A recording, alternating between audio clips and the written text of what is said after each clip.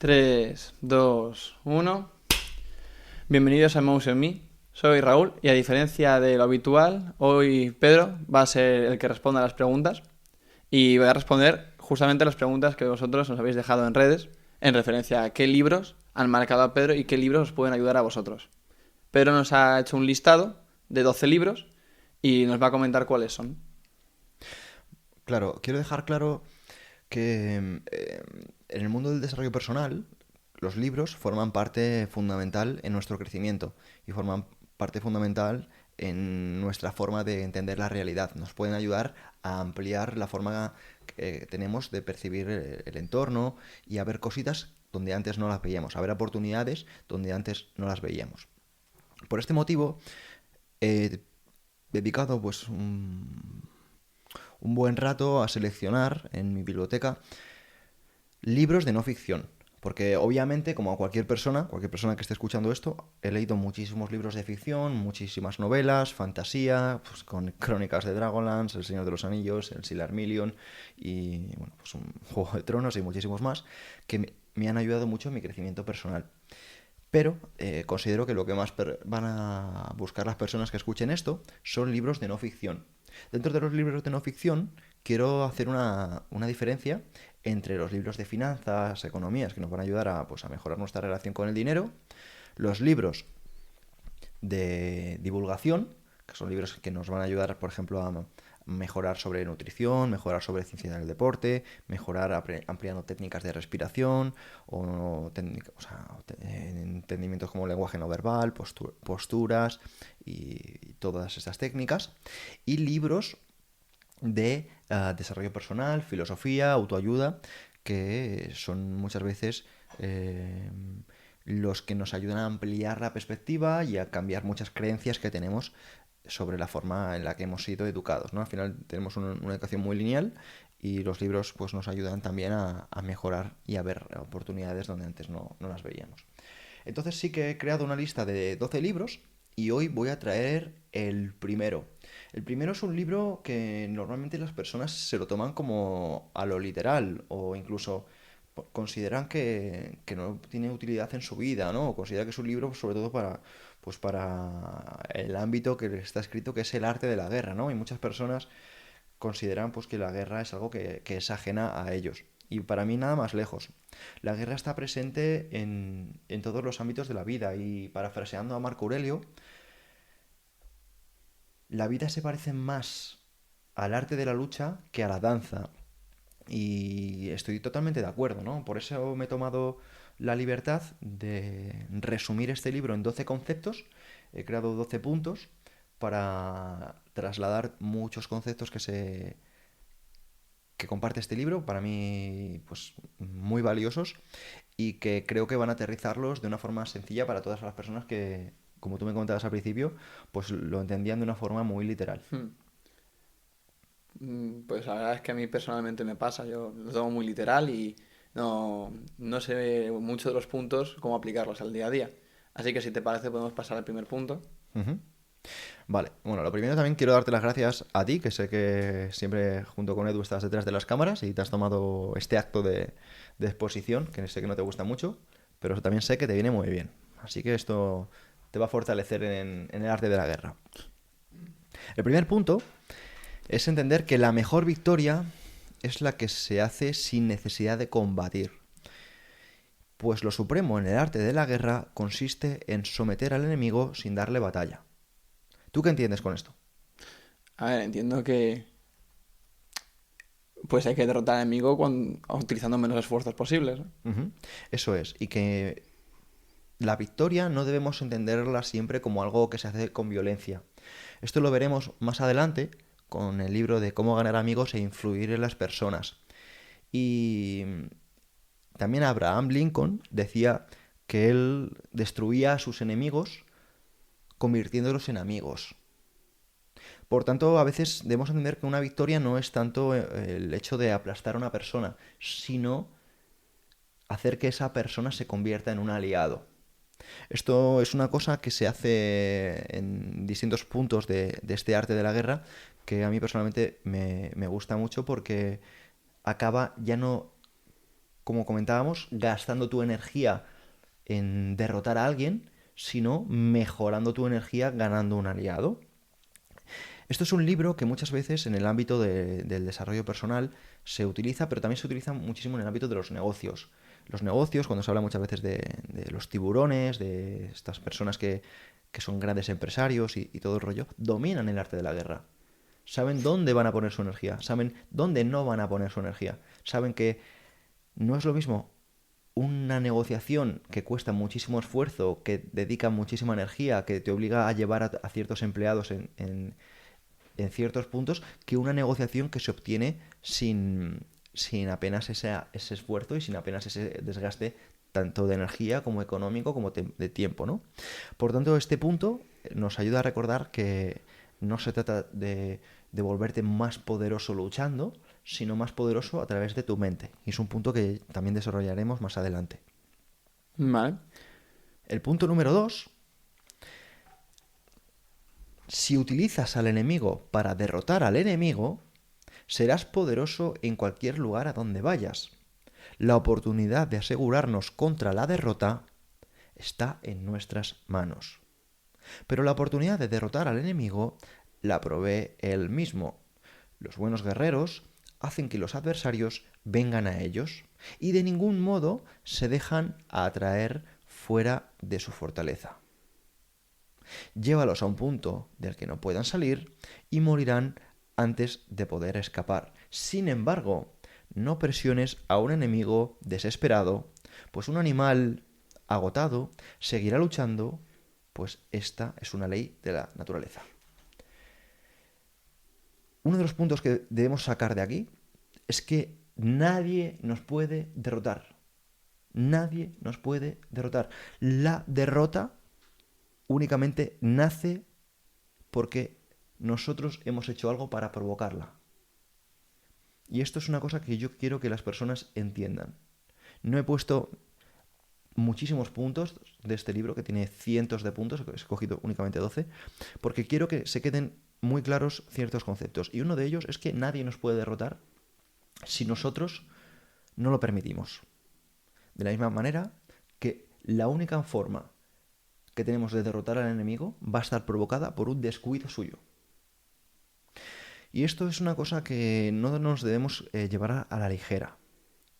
Por eso, aquí hace un apunte Sun Tzu, y es que los buenos guerreros hacen que los adversarios vengan a ellos. ¿Cómo lo llevamos esto a nuestra vida? ¿Cómo llevamos esto fuera del ámbito literal, al ámbito metafórico, a nuestro día a día? Pues debemos entender que alguien te domina cuando consigue enfadarte. Alguien te domina cuando consigue generarte emociones que tú no quieres que te generen, como por ejemplo es ira, como por ejemplo es envidia, como por ejemplo es miedo. El filósofo Séneca decía: tu poder reside en mi miedo hacia ti. Eso se lo decía a Nerón. Ahora ya no te tengo miedo, ahora ya no tienes poder sobre mí.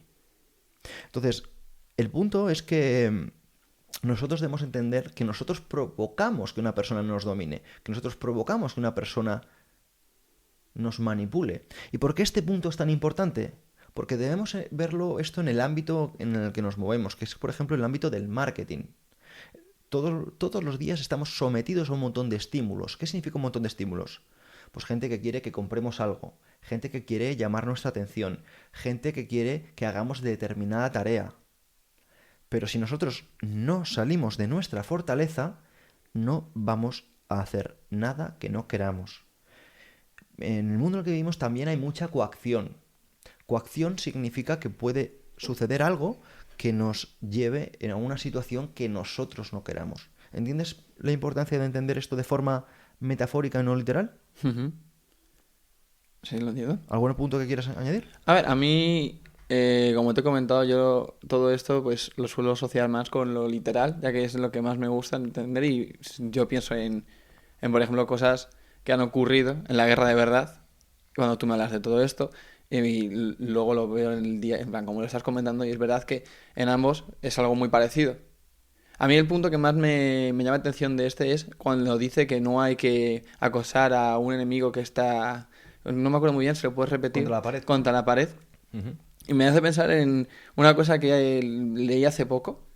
Y además hay una canción de Sabaton que fue por lo que empecé a escuchar, que es un grupo de metal, que es el ataque de los hombres muertos. Es una cosa un poco friki, ¿no? Pero habla de cuando unos soldados rusos atacaban los alemanes, estaban atacando un fuerte ruso en Osoviec, creo que era, el fuerte de Osoviec, y les tiraron artillería a gas y los soldados estaban destrozados. Estaban todos heridos, se les caía la piel a cachos y cuando veían que ya no que iban a ser derrotados, decidieron salir de la fortaleza, atacar a los soldados alemanes y consiguieron conquistar unas líneas de trincheras y dar el suficiente tiempo para que trajeran refuerzos al fuerte y fue lo que causó la defensa de ese fuerte. Justo cuando decidieron atacar, cuando más presión les hacían. Y eso es una historia que a mí, por ejemplo, me lo ha recordado, ese punto.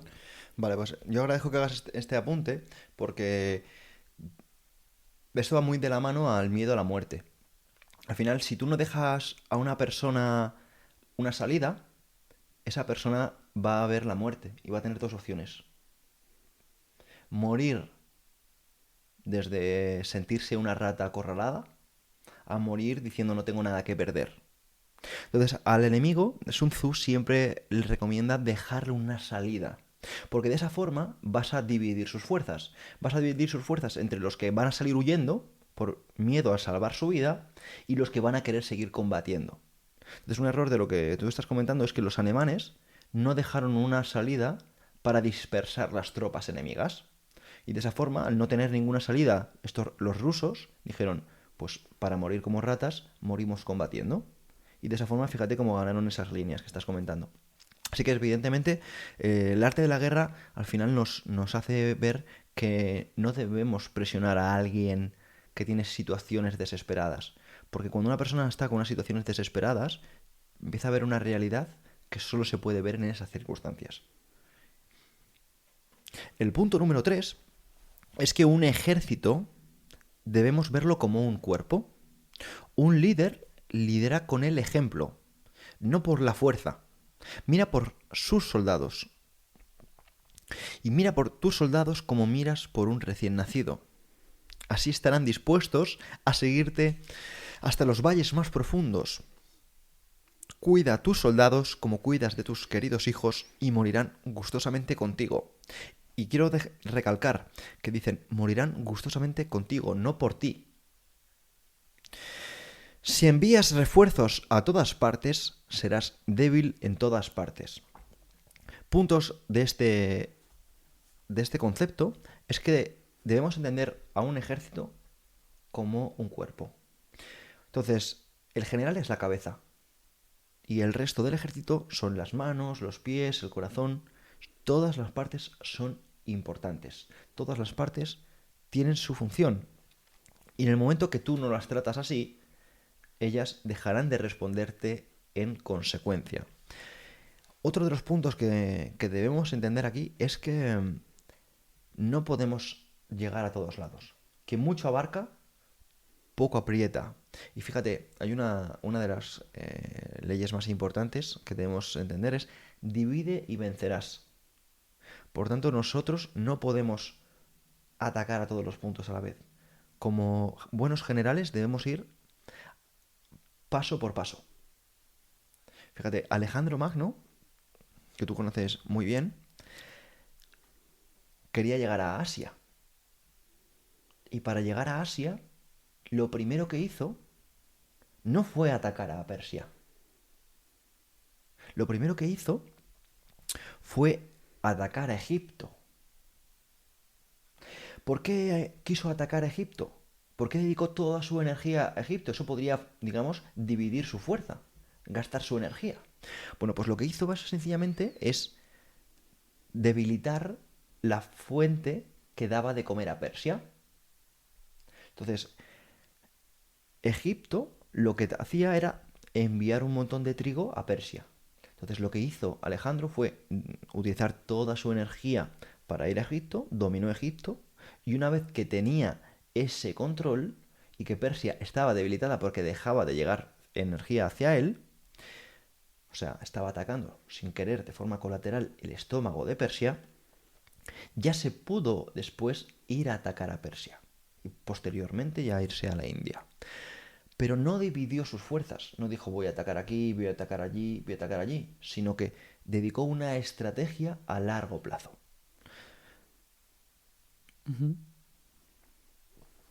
El punto número 4 es el arte de la guerra se basa en el engaño. Cuando se es capaz, se ha de aparentar incapacidad. Cuando se está cerca, se debe parecer lejos. Cuando se está lejos, se debe parecer cerca. Se debe fingir desorden. Haz que los adversarios vean como extraordinario lo que es ordinario para ti y haz que vean lo ordinario lo que es extraordinario para ti. El desconcierto y la incertidumbre llevará a la derrota a nuestro adversario. Yo aquí te pregunto, ¿cuánto de poderoso es la incertidumbre? ¿Cuánto de doloroso es la incertidumbre? Es muy poderosa, ¿no? La incertidumbre es algo que te tiene como muy tenso todo el rato. Eso es. Tú por ejemplo, conoces a Rommel, ¿verdad? Ujú. ¿Por qué Rommel fue tan bueno? Porque creaba incertidumbre en sus enemigos. Correcto. Para que no lo sepa, vamos a hablar un poquito de Rommel. Rommel, conocido por el Zorro del Desierto, era un general alemán de la Segunda Guerra Mundial. Y concretamente, no era la persona que tenía mayores recursos, porque Hitler, digamos, que lo tenía como apartado, lo tenía como alejado de su, pues digamos, de su protección o llamarlo de alguna forma. Pero este señor era muy inteligente porque sabía o aparentaba que no tenía tantos recursos, porque no los tenía, pero los gestionaba muy bien. Sabía dónde llevar su energía, dónde no llevarla. Parecía que lo que hacía era sencillo cuando no era nada sencillo, ¿no? Mostraba muchísima organización, pero al final estaba muy perdido. Y era una persona que generaba muchísimo desconcierto en sus rivales. Entonces los rivales nunca llegaban a dominarlo. Digamos que Rommel fue para mí uno de los generales que mayor dominio tenía de la incertidumbre. No sabías por dónde iba a aparecer.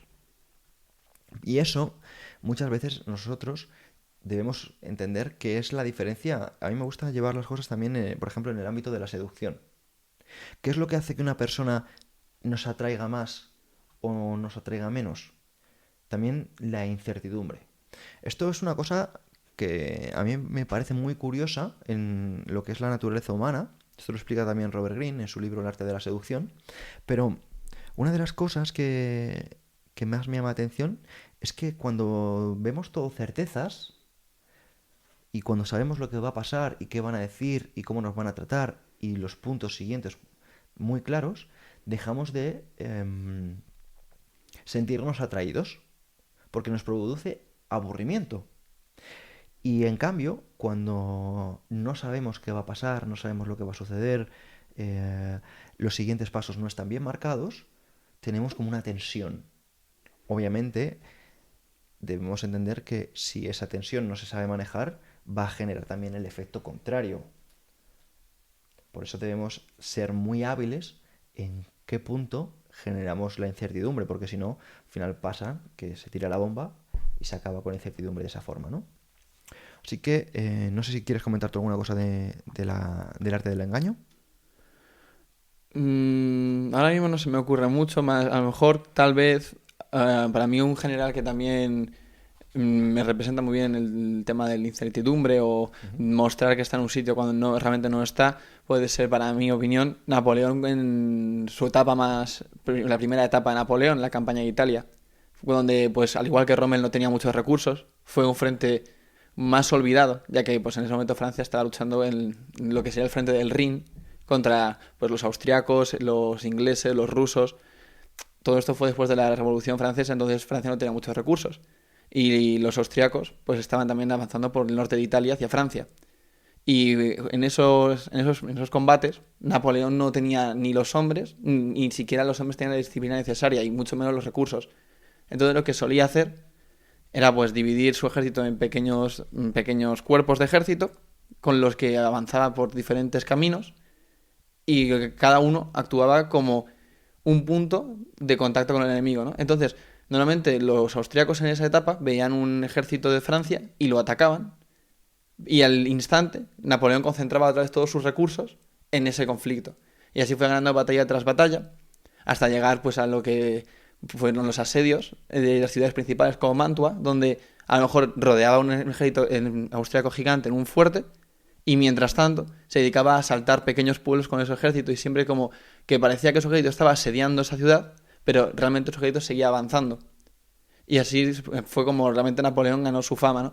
Haciendo como una división del ejército, pero que realmente parecía que que siempre estaba en un sitio, pero nunca estaba en un sitio. Por eso también le era mucho más fácil retirarse o avanzar. Y todo esto, pues al final concluyó con la victoria de la guerra de primera coalición. Y pues Francia consiguió pues convertirse en Francia, ¿no? Y lo que le dio a Napoleón la oportunidad de ser el emperador, bueno, primero el cónsul y luego el emperador. Eso me recuerda, luego lo desarrollaremos posteriormente, porque Aníbal también jugaba de forma parecida en las guerras púnicas. El punto número 5, debemos entenderlo de una forma metafórica. Incluso la mejor espada, si se deja sumergida en agua salada, finalmente se oxidará. Las armas son instrumentos fatales que solamente deben ser utilizadas cuando no hay otra alternativa. Vale, este punto es importante porque cuando hablamos de espada debemos entender que no se refiere a armas en este caso, porque se refiere a armas metafóricas. Y armas metafóricas pueden ser, por ejemplo, las alianzas, pueden ser, por ejemplo, el dinero, pueden ser, por ejemplo, tácticas. No, en general lo que se cuida se acaba estropeando. Lo que no se cuida se acaba estropeando, ¿no? En general con todo. Eso también lo desarrolla en el libro de los 5 anillos Miyamoto Musashi. Habla de que las espadas que pasan demasiado tiempo en la vaina se pueden encasquillar y en la hora de la batalla te pueden dejar tirados. Y a mí me gusta llevármelo esto en el ámbito metafórico, en el ámbito, por ejemplo, de los negocios. Si tú no muestras tu autoridad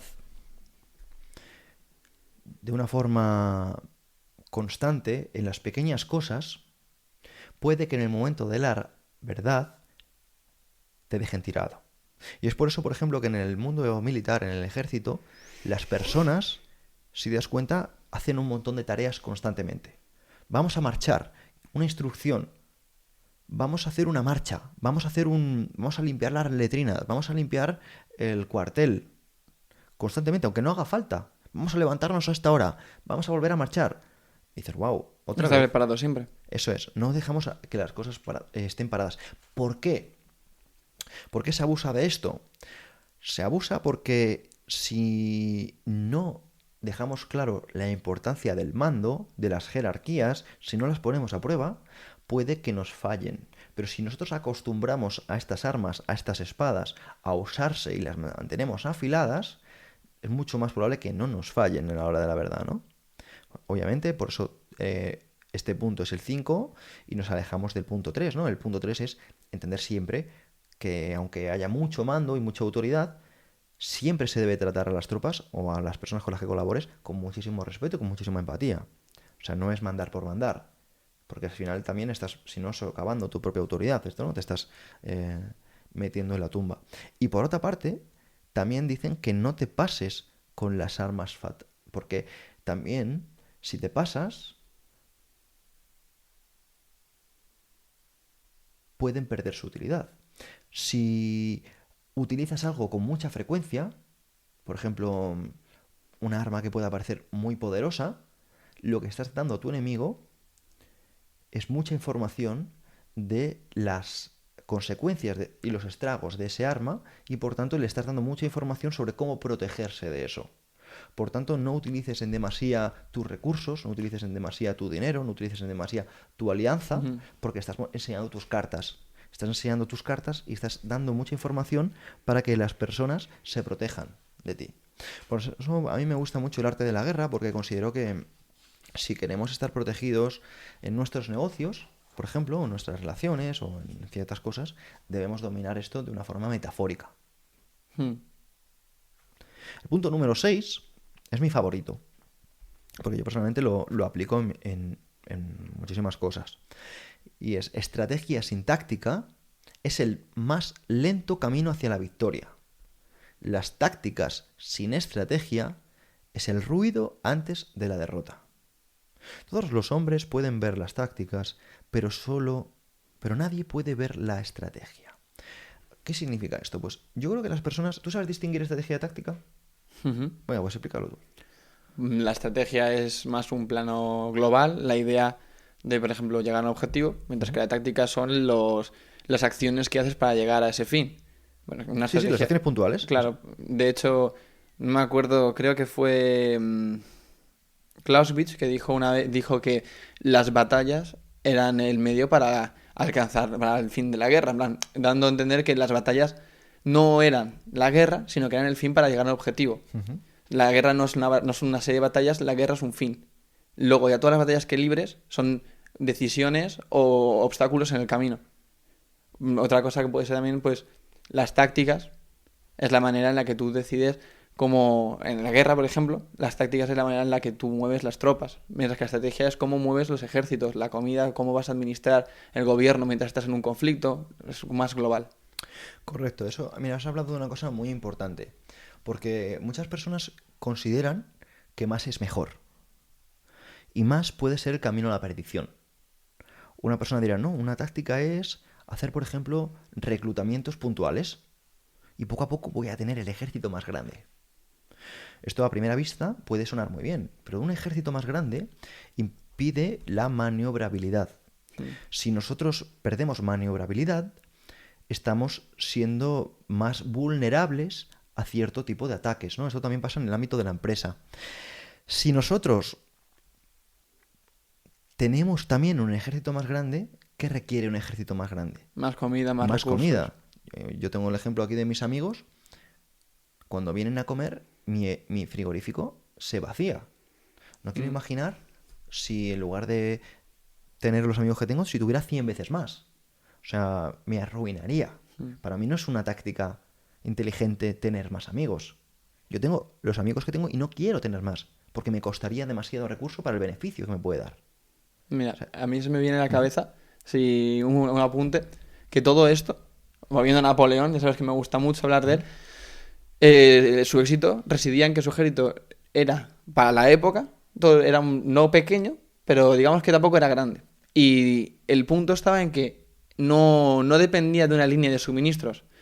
Esto ya más en la segunda o tercera coalición. Esas guerras fueron donde más se representó esa táctica, que era que el ejército se alimentaba de lo que había en donde estuviera.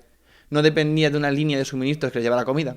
Sin embargo, el ejército austriaco, por ejemplo, era el que más se veía afectado por esto, porque era el más grande durante esas guerras, que dependía de que una línea de suministros alimentara al ejército y hacer paradas para que el ejército se alimentara, se resuministrara, mientras que Napoleón podía avanzar sin parar, ya que su ejército, al ser más pequeño, más maniobrable y tenía menos soldados, podían realmente depender de la comida que encontraban en los pueblos que iban conquistando o por allí, por donde fueran. Y esto fue también lo que llevó al éxito a Napoleón durante la mayoría de su carrera, y de hecho fue cuando empezó a depender de líneas de suministros cuando le derrotaron. Cuando entró a Rusia Sí. y no supo, digámoslo así, quiso seguir y seguir y seguir, su línea de suministros se fue extendiendo y los enemigos, pues claro, en vez de atacar al ejército, atacaban a los suministros. Y al final la concentración de los recursos, dónde pones los suministros y tu energía, es la clave de cualquier victoria. Correcto. Y cuando dice Sun Tzu que la táctica sin estrategia es el ruido antes de la derrota, yo quiero hacer un apunte porque hay muchas personas que en el mundo del marketing utilizan mucho, pues digamos, las técnicas, las tácticas, pues para crecer, ¿no? O para vender y demás. Pero los trucos, al final, van a costarte tu marca, van a costarte tus recursos y van a costarte tu reputación. Si tú te pones, por ejemplo, a hacer anuncios porque te han dicho que es bueno, si te pones a hacer emails porque te han dicho que es bueno, si te pones a hacer TikToks porque te han dicho que es bueno, si te abres un podcast porque te han dicho que es bueno, pero tú no tienes una estrategia, tú vas a caer. Porque tú no sabes hacia dónde vas. Pero en cambio, si tú tienes la idea y es, no, yo quiero que las personas sepan cómo afecta su respiración en su vida. No sé cómo. No sé si utilizaré Facebook, no sé si utilizaré podcast, no sé si utilizaré... Pero mi objetivo es que las personas sean conscientes de cómo afecta su respiración a su vida. Eso es una estrategia. ¿Cuál es el punto? Que hay personas que sin una estrategia se ponen con una táctica. Quieren ser conocidas. Y a mí me gusta decir que demasiadas personas tienen prisa de que otros sepan la mierda que están haciendo. Y eso es un poco el resumen de lo que diría Sun Tzu. La táctica sin estrategia es el ruido antes de la derrota. Por eso me gusta mucho este punto. Punto número 7. Para conocer a tu enemigo, debes convertirte en tu enemigo. Mantén a tus amigos cerca y a tus enemigos aún más cerca.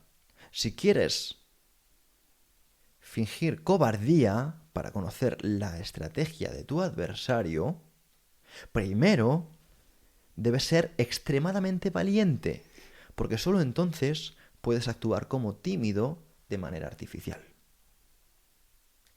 Esto a mí me fascina, porque se nota la influencia del Tao y de estas filosofías orientales en Sun Tzu. ¿Qué opinas de mantener a tus amigos cerca y a tus enemigos aún más cerca? Opino que es lógico. ¿Por qué?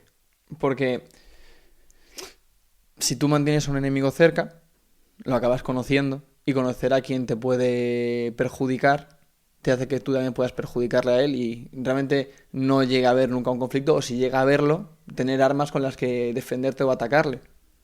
En lo personal, yo por ejemplo me sentaba en la ESO al lado de la persona que más me puteaba.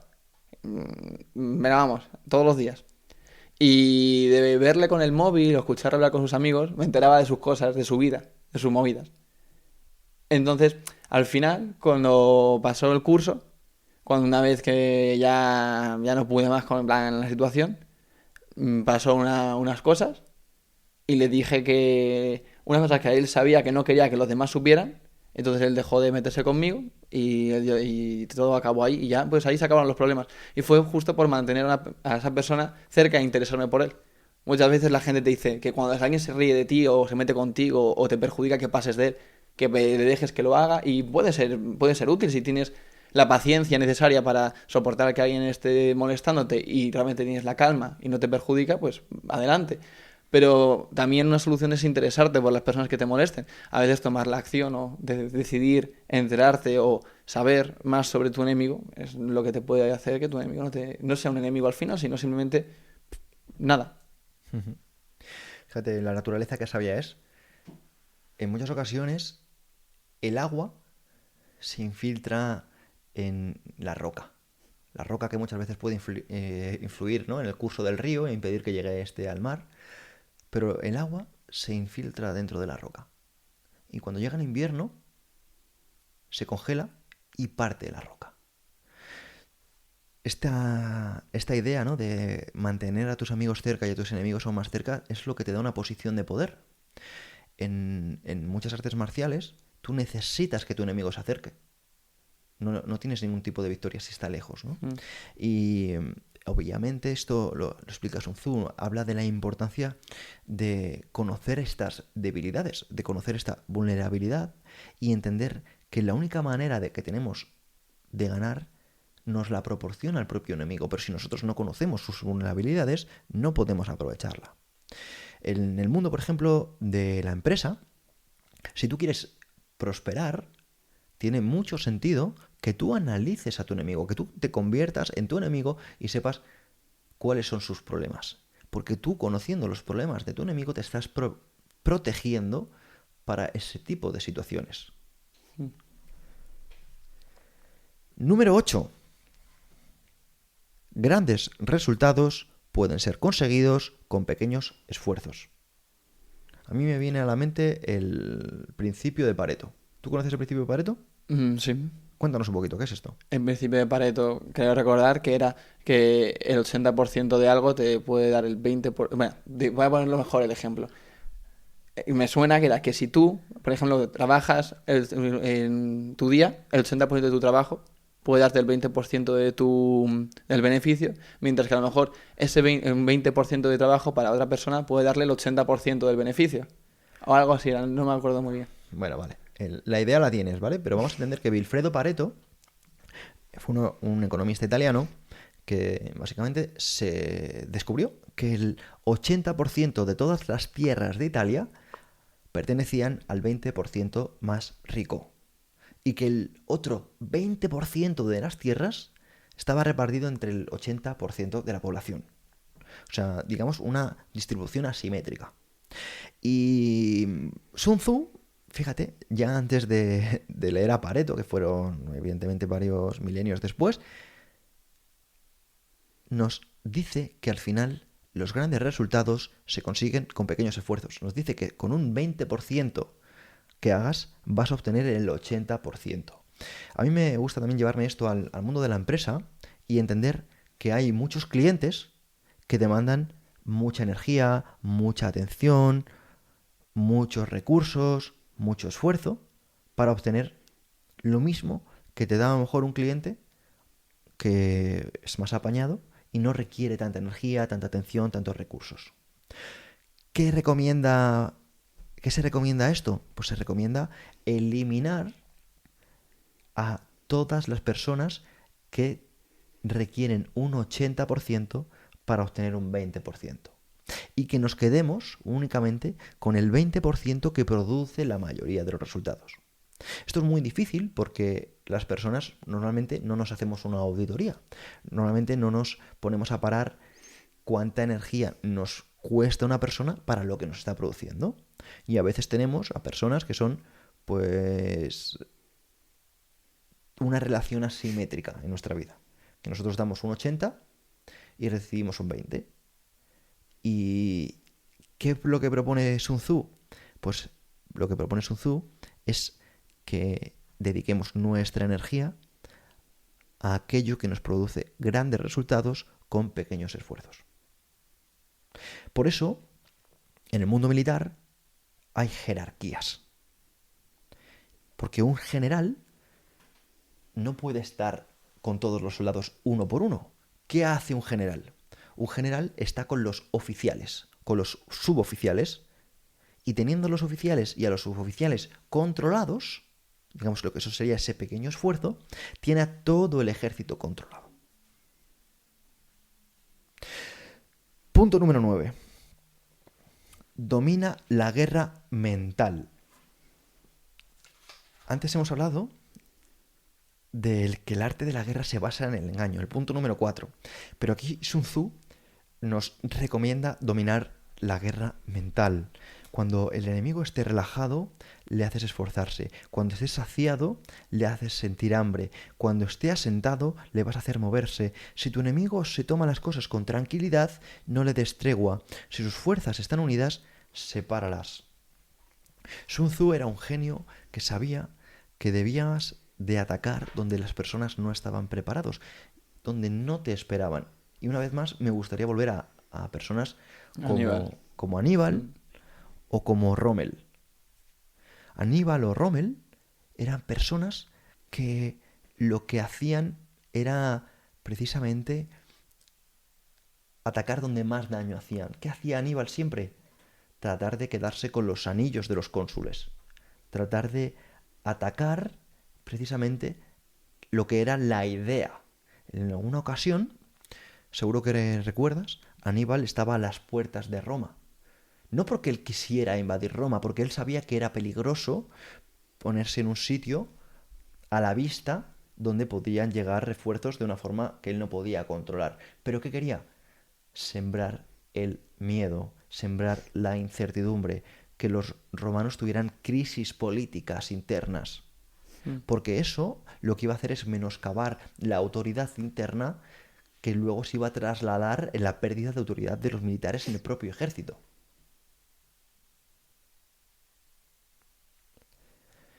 Punto número 10. Hacerte invencible significa conocerte a ti mismo. Si conoces al enemigo y te conoces a ti mismo, no debes temer el resultado de cientos de batallas. Si te conoces a ti mismo pero no al enemigo, por cada victoria que ganes también sufrirás una derrota. Si no conoces ni al enemigo ni a ti mismo, sucumbirás en cada batalla. La invencibilidad es una cuestión de defensa, la vulnerabilidad es una cuestión de ataque. Esto me viene a la mente el conócete a ti mismo. ¿Tú qué opinas de esto? Mm, la verdad es que no tengo una opinión sobre esto. Bueno, pues para mí esta es la más importante, porque lo que hemos dicho al principio, de que toda la vulnerabilidad del enemigo te la proporciona el enemigo y que nosotros no podemos perder ninguna batalla si no le damos esa oportunidad al enemigo. Sun Tzu matiza que para no proporcionar ninguna batalla, ninguna derrota, debes conocerte a ti mismo. Porque si tú te conoces a ti mismo, sabes cuáles son tus debilidades, ¿qué vas a hacer? ¿Se las vas a mostrar al enemigo? Probablemente no. Entonces, si tú no te conoces a ti mismo, tú no vas a saber si estás mostrando debilidades a tu enemigo. Por ejemplo, imagínate que tú estás mostrando, por ejemplo, públicamente tu afecto a tu chica y lo muestras constantemente. ¿Dónde te atacarían a ti? Con tu novia. A tu chica, ¿verdad? Si tú muestras que tu debilidad es, por ejemplo, es tu coche, ¿dónde te van a atacar? Con tu coche. Claro. Entonces Sun Tzu era muy inteligente para hacer entender a las personas que si quieres dominar, debes conocerte a ti mismo, porque conocerte a ti mismo te va a permitir saber qué estás mostrando y qué estás dejando de mostrar. Y es más, hablaba también precisamente del arte del engaño para mostrar cosas que realmente para ti fueran poco importantes, pero hacerlas ver como importantes. También hablaba de mostrar cosas que fuesen extraordinarias para ti como ordinarias y mostrar cosas que fuesen ordinarias para ti como extraordinarias. Dominar la confusión. ¿Para qué? Para que no puedan leerte, para que no puedan controlarte, para que no puedan manejarte. Y esa es la clave también del arte de la guerra. Un punto muy importante, que en el punto 3, en el punto del liderazgo, no quiero que quede de soslayo porque lo hemos tocado de una forma muy superficial. Y me ha venido a la mente, antes de pasar al 11 y al 12, por qué Alejandro Magno y Julio César eran tan buenos líderes. ¿Tú sabías que Alejandro Magno, bueno, seguramente sí, ¿no? Era el último en beber? ¿Tú sabías que en una ocasión iban caminando por un desierto? Estaba todo su ejército exhausto y en lugar de beber cuando él sí que tenía posibilidades porque tenía aguadores, reprimió ese impulso públicamente para que obviamente lo vieran todos sus soldados y se corriera la voz de que Alejandro iba de primera línea sin beber. Entonces, ¿qué ocurrió? Que sus soldados no tenían ninguna excusa para decir estoy sediento, porque sabían que su general estaba sediento. Hay un libro que se llama Los líderes comen al final. Y también me viene a la mente porque tuvo tanto éxito Escipión el africano. Porque él se sometía a sí mismo a tales entrenamientos que le permitían ir en cabeza en las marchas forzadas de las legiones. Entonces, cuando tú ves que tu general es un tipo que ya no solo es inteligente porque domina la estrategia, sino que además es el primero en combatir y lucha, algo dentro de ti te dice que estás en el bando acertado. Y es una cosa que a mí me da mucha rabia, que se pierde muchas veces en la política actual. Yo no me imagino a ningún general, perdona, bueno, a ningún general me lo imagino ahora mismo combatiendo en primera línea, ni a ningún político. Creo que se han perdido estas cosas que nos generaban admiración y nos hacían querer seguir a ciertas personas. Y a mí personalmente me hace pensar, ¿no? Y me gustaría que lo retomáramos. A mí me suena la historia No me acuerdo del nombre pero el último rey, supuestamente, de un país que luchó junto a su ejército fue el rey de Bélgica o Ujú. Holanda, no recuerdo, en la Primera Guerra Mundial, que estuvo durante unas semanas en las trincheras con sus tropas justo para motivar al ejército para seguir luchando contra los alemanes y resistir más la invasión. Fue el que me suena que realmente era el último rey que luchó junto a sus tropas. Sí, sí, sí. Y antes incluso, antes me viene a la mente Justiniano, el apóstata, que murió en combate. Entonces, incluso el Cid Campeador.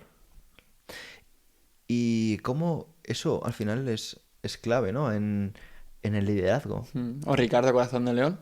O Ricardo Corazón de León. Mucho, realmente en la Edad Media y incluso más adelante, muchos reyes y generales entendían que morir en una batalla era algo Honorable. positivo, era algo honorable, era algo bueno. Como los espartanos. Ujú. Bueno, el número 11 no lo explica Sun Tzu tal cual lo he resumido, pero creo que de esta forma es mucho más sencilla. Tienes que creer en ti mismo. A mí no me gusta utilizar la palabra tienes que o la expresión tienes que, pero en esta ocasión me parece imprescindible usarlo. Porque si tú no crees en ti mismo, ya has perdido. Si tú no crees que vas a ganar, no combatas. Si tú piensas o crees que vas a perder, ya has perdido. Entonces, creer en uno mismo es una obligación que te va a, precisamente, a alejar del dominio mental de tu adversario que te ha socavado la fe, que ha socavado tu autoestima, que ha socavado tu confianza. Cuando tú crees en ti mismo, dominas el arte de la guerra. Cuando dejas de creer en ti mismo, pierdes la batalla.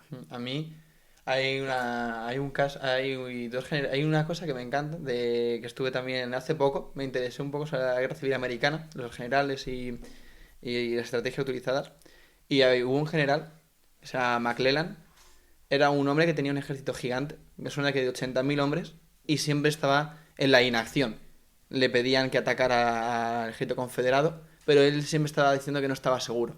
No, decía que no tenía suficientes hombres, que no tenía claro, no sabía si había que atacar o no, y siempre se quedaba en un plano defensivo.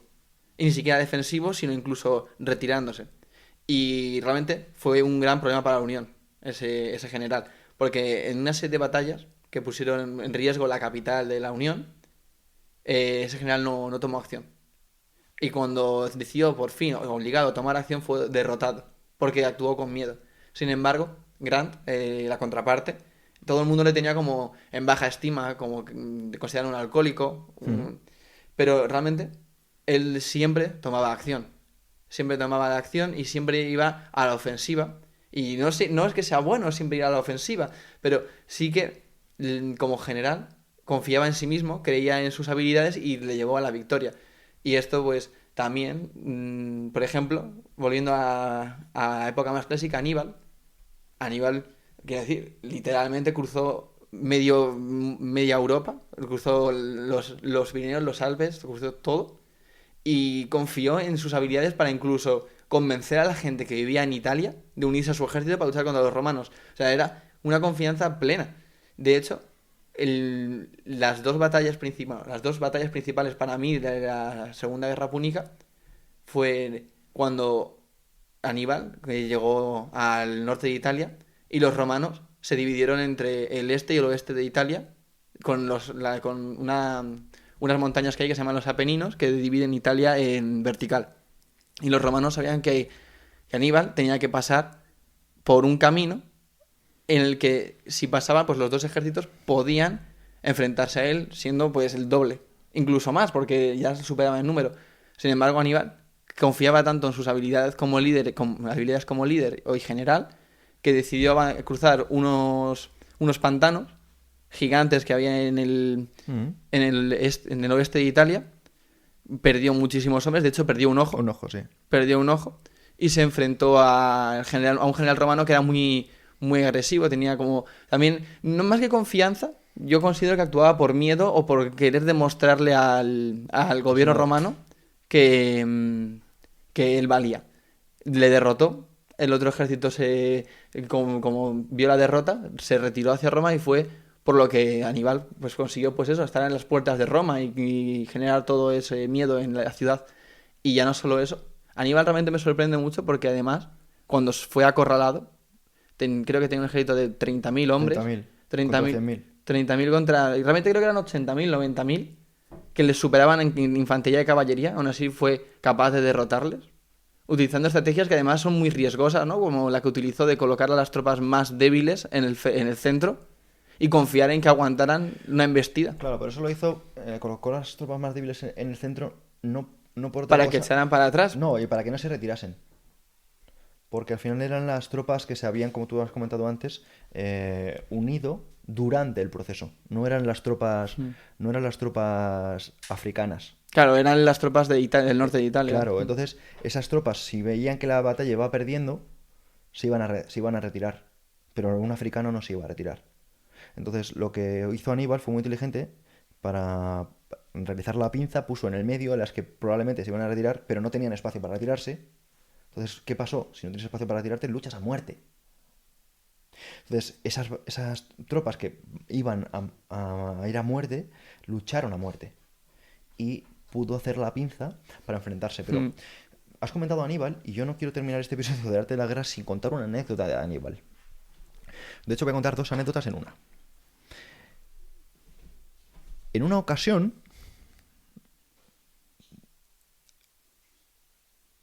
Aníbal en Canas se enfrentaba a un ejército de soldados romanos que eran 3 veces superior al suyo. Ujú. Entonces eso le provocó una crisis interna porque decía, ¿cómo manejo que los soldados vean la posibilidad de ganar cuando son 3 veces más que nosotros y están defendiendo su hogar? Y un comandante suyo, Gisgo, miró a Aníbal como diciendo, general, son 3 veces superiores a nosotros. Aníbal hizo una pausa, le miró y dijo, has olvidado una cosa. Y es que no has visto entre ellos a ningún soldado llamado Gisgo. Entonces, ¿qué pasó? Que todos empezaron a reírse, como diciendo, no importa cuántos sean, porque no son nosotros, no eres tú, somos otra pasta. Les sembró la capacidad de creer en ellos mismos. En otra ocasión, Aníbal sucedió que tras una victoria contra los romanos, apresaron a muchos de ellos y les hizo luchar a muerte para obtener su libertad. Dijo, mira, os voy a poner a luchar contra vuestros compañeros. Los que ganen se pueden unir a nuestro ejército y acabar dominando Roma. Entonces, ¿qué pasaba? Que estos soldados luchaban uno a uno a muerte por sobrevivir. ¿Qué sucedió? Que provocaron que muchos de estos soldados murieran y otros se unieran al ejército. Pues en otra arenga de Aníbal, también enfrentándose a un ejército superior, dijo, ¿habéis visto cómo han luchado estos soldados la noche anterior? Han luchado a muerte, han luchado por sus vidas. Si vosotros lucháis así, no va a haber ningún ejército que pueda con vosotros. Entonces, Aníbal era un genio no solo de la lucha cuerpo a cuerpo, sino de la lucha interna que todos los seres humanos tienen consigo mismos. Por eso tuvo éxito.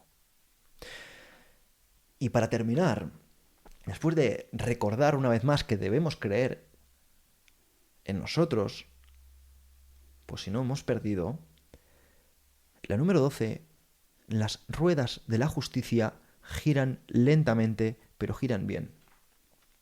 Y por eso no me canso de decir que justicia no es juicio.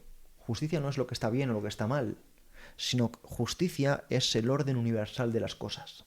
Y que si tú cumples este orden universal de las cosas, si tú conoces el arte de la guerra, si tú conoces cómo funciona la mente humana, si tú conoces nuestra naturaleza y la aplicas, nada va a impedir que tengas éxito. Nada. Nada va a impedir que te vaya bien.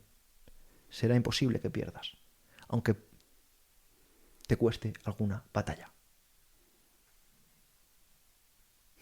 Estoy de acuerdo con eso. Bueno, pues terminamos este episodio. No sé si quieres comentar alguna cosa más.